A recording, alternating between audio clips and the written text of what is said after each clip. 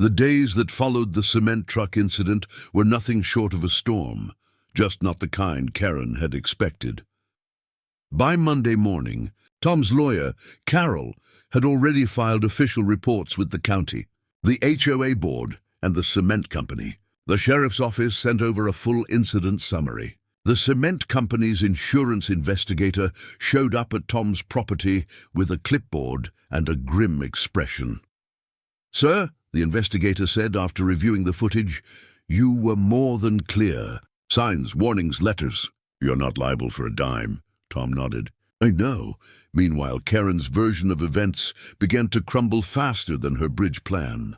She tried to claim that Tom had sabotaged the bridge, but the investigator pointed out that the removable support beam wasn't hidden in a dangerous way. It was simply his bridge in its natural state. There were clear warnings about weight limits, and every truck had ignored them. The cement company quickly realized they'd been led onto private property under false assurances by Karen. Their legal team turned their attention squarely on the HOA. Within weeks, the HOA received a massive bill, $86,000 for the damaged truck and towing operations, $27,000 for bridge repair and environmental cleanup of the creek embankment.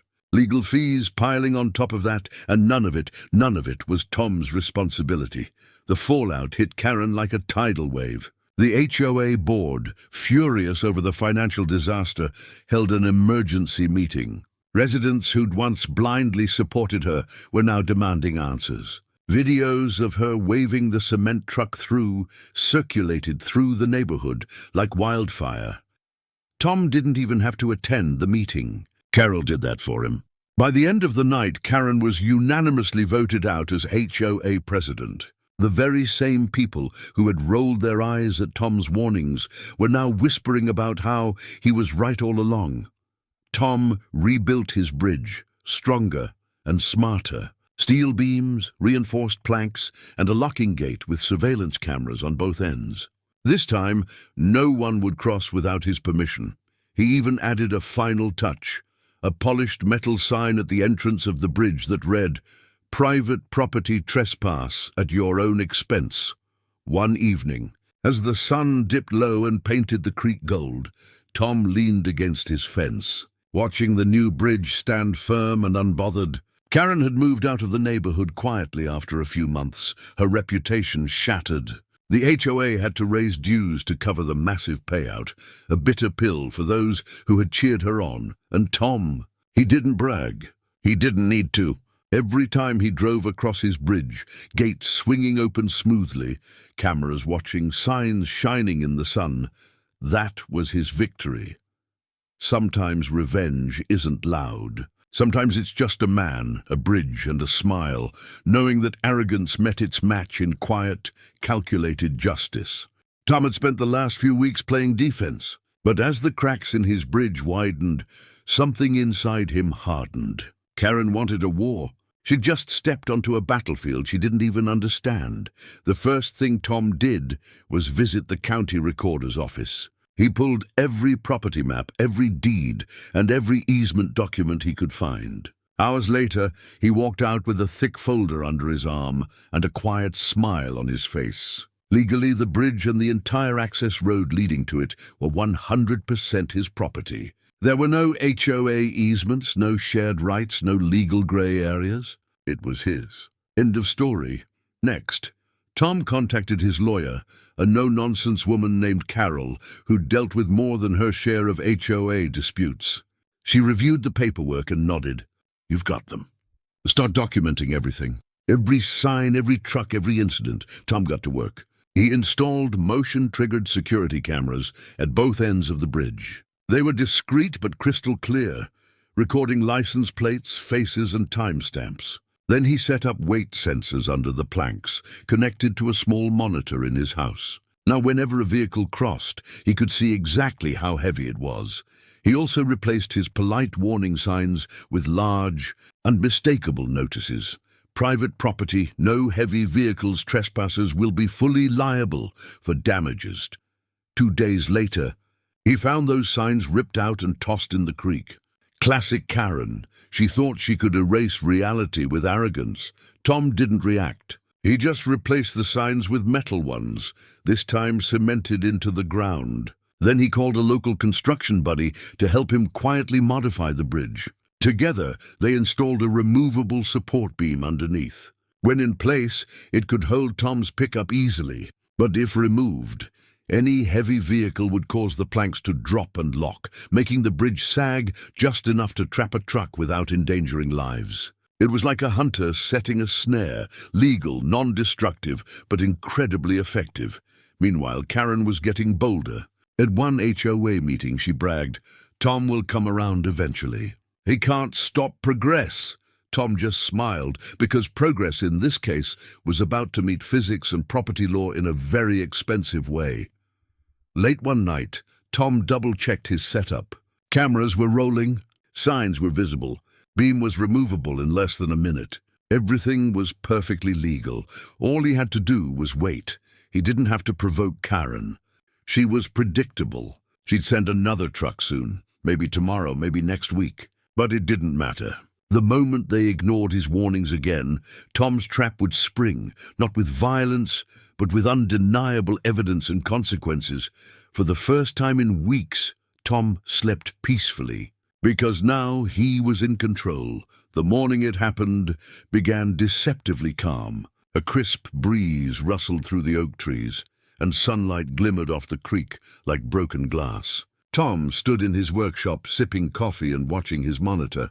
The weight sensors were quiet. The bridge was still. Then, just after 9 a.m., a deep rumble shook the air.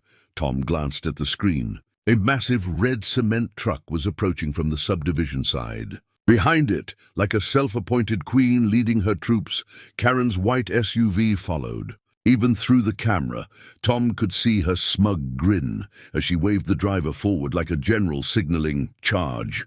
Tom set his coffee cup down slowly. It was time. He walked down to the creek, heart steady. When he reached the underside of the bridge, he pulled out a wrench and removed the hidden support beam with practiced ease. The structure was now exactly what it was, a small wooden bridge built for light vehicles. The signs were up, the cameras were rolling, and the trap was set.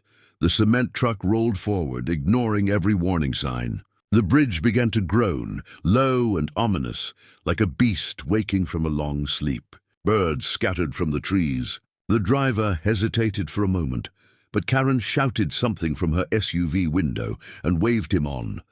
As the truck's front wheels crossed the midpoint, there was a loud snap.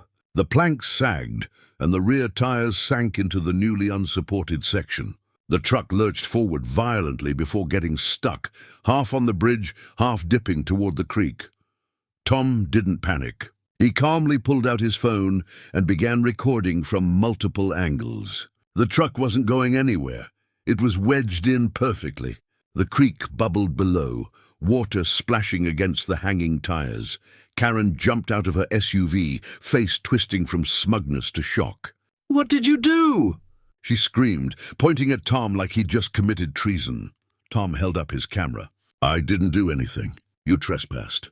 My signs are right there. My footage is right here. And now," he gestured to the bridge, "you have a problem." The driver climbed out, looking pale. "Ma'am, this bridge isn't rated for this. You told me it was fine." Karen turned red. Just call a tow truck. We'll deal with this." Oh, they would deal with it. Within an hour, the county sheriff, the towing company, the cement company supervisor, and 2 insurance adjusters were on site. Tom handed over every piece of evidence, property deeds, cease and desist letters, video footage, weight sensor data. Karen tried to spin her usual story, but the sheriff's expression said it all. She was finished. The truck had caused tens of thousands of dollars in damage, to itself, to the bridge, and to the creek embankment, and every single inch of that damage happened on Tom's private property, clearly marked and documented. As the tow crew struggled to pull the heavy truck free, Karen stood on the side, arms crossed tightly, her face pale and furious.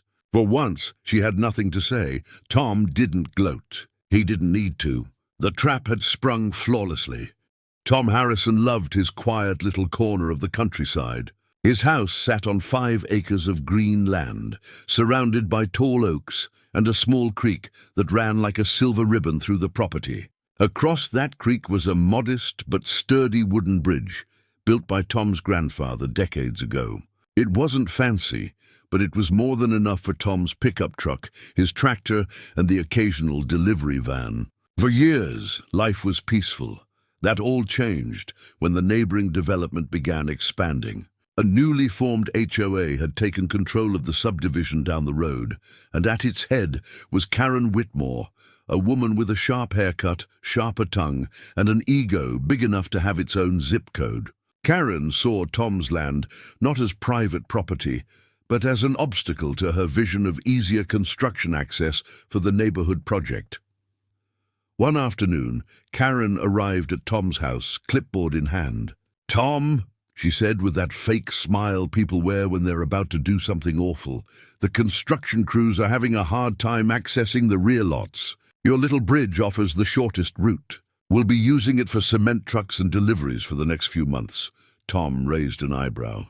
"Karen, that bridge isn't rated for heavy vehicles. It's private property. Those trucks will destroy it." "Oh, don't be dramatic," she scoffed. "It's a community matter.